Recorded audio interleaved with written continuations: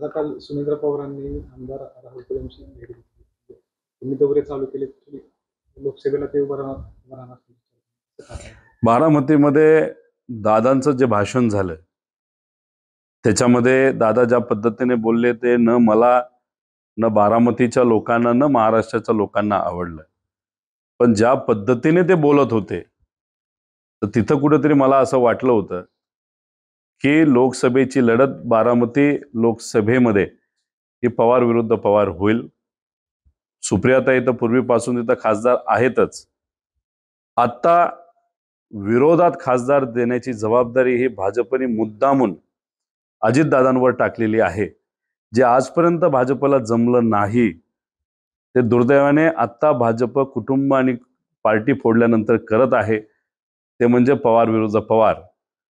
जेव्हा अधिकृत पद्धतीने उमेदवारी दिली जाईल याच्यानंतरच आपल्याला काहीतरी बोलावं लागेल आणि ती उमेदवारी दिल्यानंतर मग त्याचं काय करायचं लोक ठरवतील आणि आदरणीय पवार साहेब ठरवतील.